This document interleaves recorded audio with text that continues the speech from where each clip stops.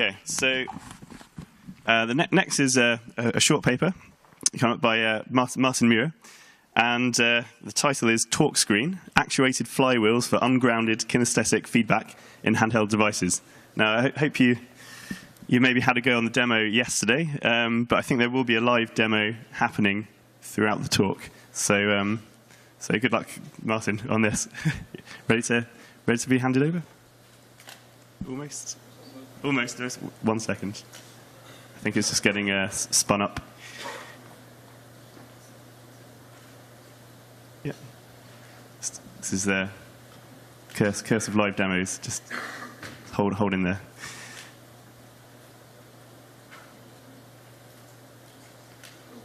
One more go. One more go.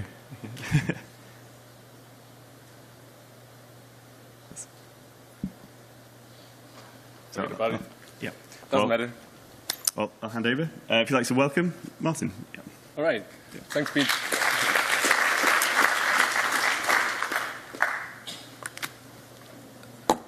Welcome to this talk about a modality we built called TorqueScreen. And this work was done with my fellow researchers at the University of Salzburg. You can see in these pictures here.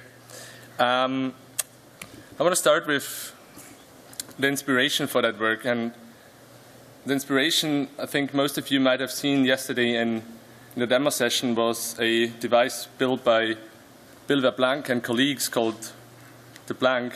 And it's a haptics controller built from voice coil motors harvested from leftover hard drives. So I came across that device 2 years ago, and we tried to replicate it in our lab. And after a while of ripping apart hard drives, we were left with a lot of like the second halves of those hard drives, which were a bulk of fast spinning brushless DC motors. So we were wondering what to do with those. And being inspired by this one haptics controller we were trying to replicate, we thought about whether we can use this for haptics as well. And so in that video you can see a simple instantiation of that device. And what it does is, as one of you phrased it during the demo session yesterday, what we provide is torque in a box. So that's basically the idea. And the whole system consists of a tablet computer with a custom-made torque device attached to the back of the tablet.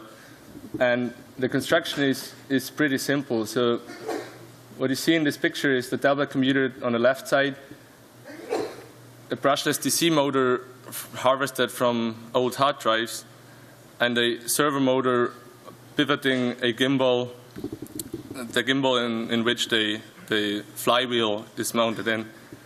And of course, there's some simple electronics involved, Arduino-based things, but that's something I guess you can imagine. So what's the tricky part about ungrounded haptics devices? The tricky part in all those is where to get the reaction force from. So if you want to impose some kind of force to the body from an ungrounded device, you always need to get some kind of black magic energy in there to create some kind of reaction force. And in that case, it works with some weird physics I cannot explain at all. But so in principle, you have this flywheel spinning at super fast speed, and it tries to stay in that orientation. And then you have a second axis perpendicular to that axis. That's what we call a gimbal axis, and it's actuated by a servo motor, and it's rotating the flywheel. And by doing that, you create torque, and that's the magic part, around an axis that's perpendicular to the other two. So I don't fully understand it, but I know it works. So in the end, what you create is, seen from the perspective of the tablet the user holds, you create torque. So it's basically the feeling of someone else grabbing your tablet and twisting it back and forth. And we didn't come up with that effect. This has been there in the world before, so most of you might know it from freehand bicycle riding. But if you look at the bicycle wheel to the bottom right, something weird happens with gyroscopes. So they tend to stay in their position. And they tend to create this angular movement around this third axis. And this has been used before a lot.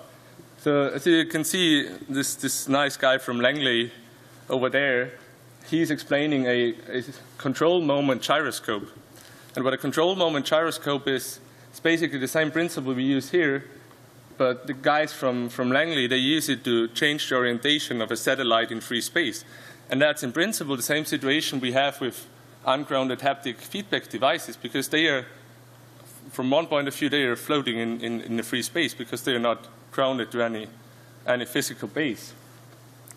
And a lot of people mentioned it yesterday in the demo session, so I brought one with me. That's the Bauer ball. It's a wrist exerciser that uses the same physical effect to create torque in this ungrounded device. And then you have to counteract the torque, and that's exercising your wrist. And this has been used for interfaces before. So at the bottom right, you see iTorque. It's a device for playing tennis games in virtual reality, and it simulates the impact of a ball on a virtual tennis racket. So we built this device to get a possibility to explore the design space of having torque imposed on a handheld screen-based device. And now I will just show you some initial examples we came up with. So first thing we can do with that, we can provide bidirectional feedback to this device. A simple application could be you're scrolling a list, and whenever you reach the end of the list, you get torque feedback pointing you towards the direction where you came from.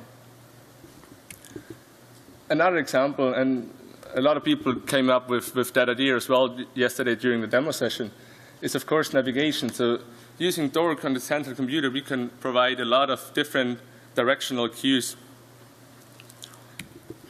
And the third area we are exploring, and that's, we think, the most interesting part. So in the simple game, a user can balance a ball on this tablet, and the ball is jumping up and down.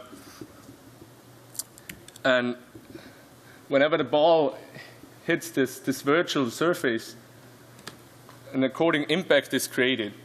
And then depending on the material of this virtual representation of the ball, we can adapt the impact the user feels accordingly. So with an iron ball, you would get an iron impact on the tablet.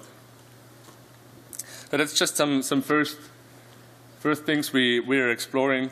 Of course, there's a lot of limitations. So the biggest limitation in the current implementation is it's just a 1 degree of freedom device. So that's something we're working on at the moment. And other limitations and issues are, of course, the size and the weight of the system. So you wouldn't want to carry it around. Although the demo is not working, I could at least show you the prototype. So that's the size of the prototype, and yeah, you might not want to move it around with your tablet all day long, right? And one more limitation is it draws a lot of juice, which is another thing you would not want with your mobile device, and that's basically the things we're working on at the moment. To conclude, so a lot of people asked yesterday what materials we used to build it, and just there I realized that, well, it just costs like $15 to build that thingy. So we never really thought about that, but I think it's another aspect of that thing that you could easily rebuild it yourself, and we try to help open up this design space of having an affordable haptics device for ungrounded feedback. And then another thing that's quite interesting, like a meta command on that thing. What we found with that device is that this physical effect, although completely understood in physics, is completely counterintuitive the moment you use it. So we think we can we try to further explore, and we will further explore the space of utilizing counterintuitive physical effects to create surprising and engaging interactions. And that's basically it. So thanks for your patience and all the feedback we got yesterday. It was great.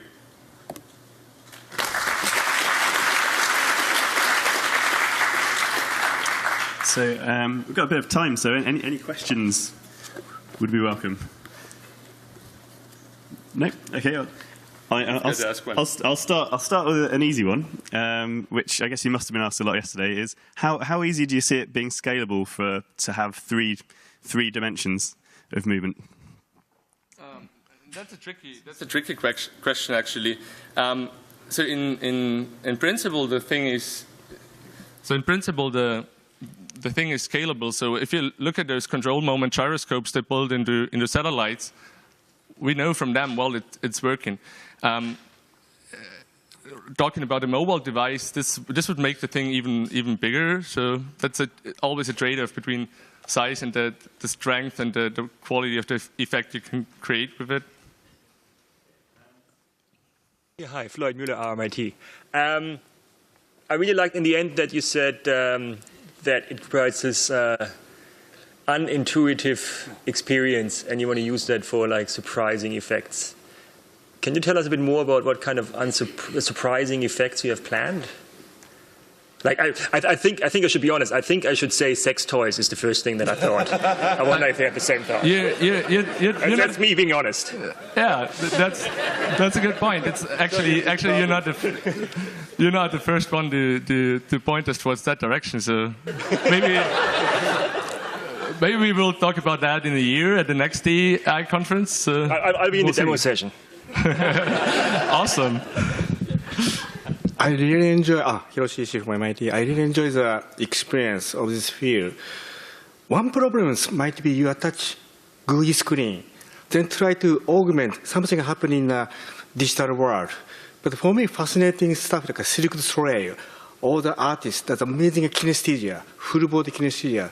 So maybe forgetting, staying away from pixel or GUI world, then think about all the body, but attach multiple in coordination as we discussed. Yeah. Then you may really discover how much amazing kinesthesia we have, and we have never explored the usage for like meaningful HCI.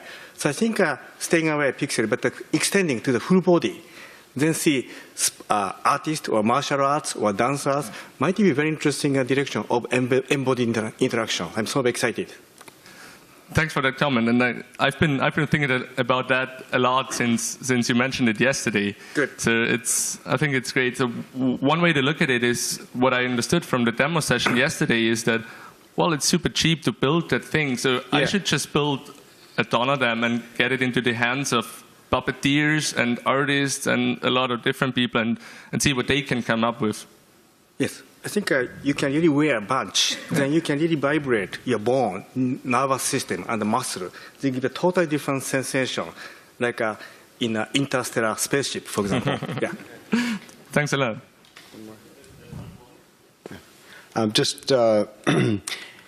We're always moving. And I wonder if you have any thoughts about the trade-off between passive haptics, where our motion with brakes or whatever, versus this extremely active that moves even beyond the mass moving to inertia. Just kind of, there's a spectrum there, and I think it's an interesting question. If I get a question right, if not, then ask me again, but if I get the question right, then I think the point here is that using a flywheel for that effect, you can kind of, you can store a lot of energy in that flywheel, and you can kind of use it immediately. So there's a question of whether that is better at giving a haptic experience than simply stopping motion or reducing motion in an arm, a hand, a physical object, and whether you can, what is the value of these different approaches to physical feedback, starting with passive, going all through active, finally to orientation change. I think that's still a rather unexplored area. So I think there's been a lot of different concepts looking at it, like weight changing mobiles, and a lot of stuff we have seen, especially at that conference. So I think it's just like one more way to explore that space. Okay, well, let's thank Martin once again, and.